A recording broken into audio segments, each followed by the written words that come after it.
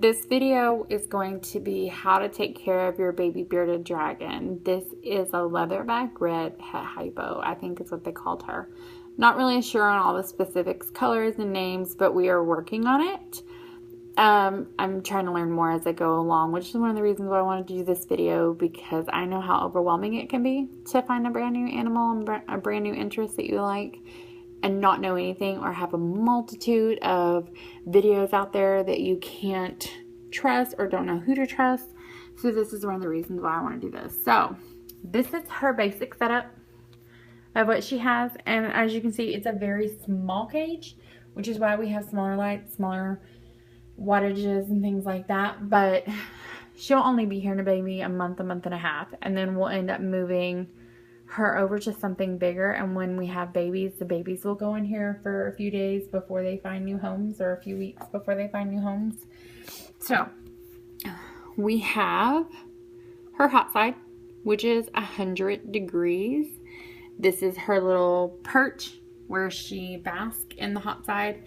And then we also have, you can't really see it, but we have a heating pad that's up underneath her that emits heat as well. And so it helps, it's an extra heat source.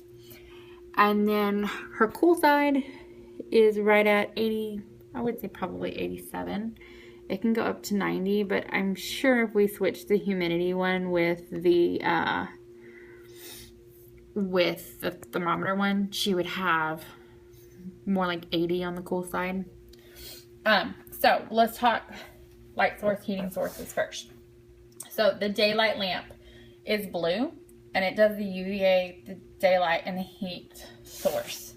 And that's this one, sorry, that's right here, which is her heat source with the hot side, basking side. So that goes there.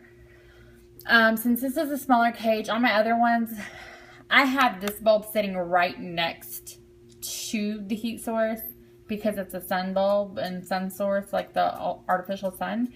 But for this one, I have it on a stand, and I kind of have it angled so that it emits the sun over it. And it seems to be doing just fine.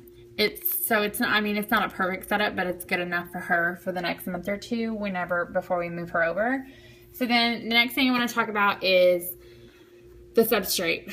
Well, lack of substrate, I should say.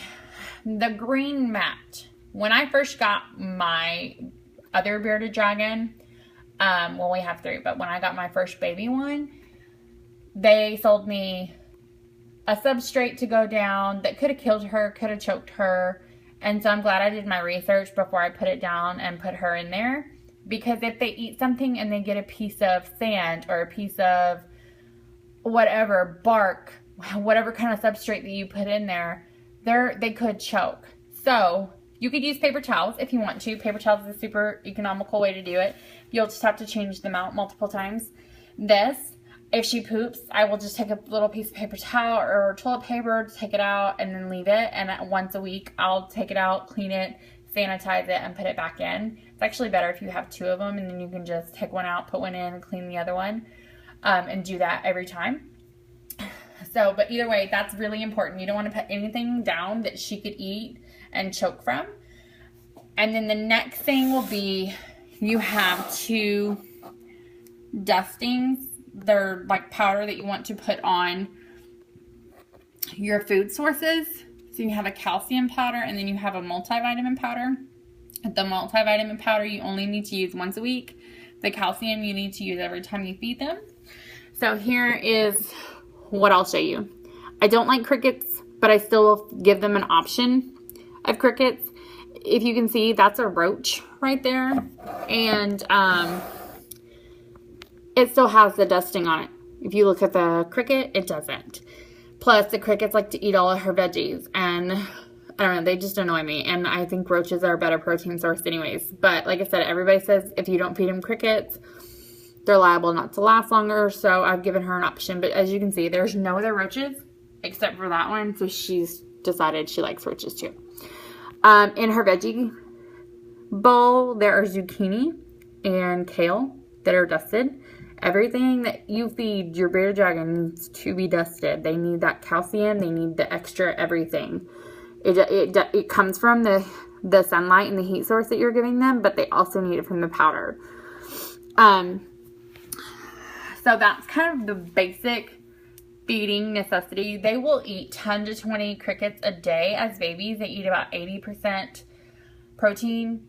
You do not want to do mealworms. You do not want to do superworms. You don't want to do anything like that until they get older. Mealworms, I have heard, are no-go no matter what. I don't use mealworms. I never have, so I won't recommend them because I don't use them. I use superworms and waxworms now as a treat for my adults, but I don't for babies. So that is feeding source. Veggies, almost any veggie you can think of, they can eat it. There are certain veggies like spinach are no-go.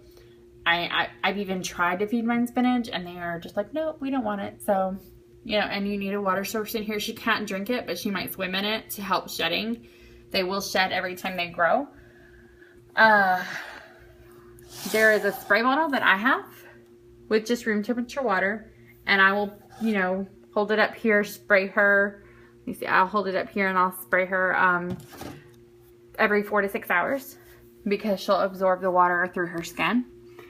I think that's all I can think of to help with a baby bearded dragon setup. If you have questions or you even have suggestions for me, since I'm kind of new to this, I would appreciate it.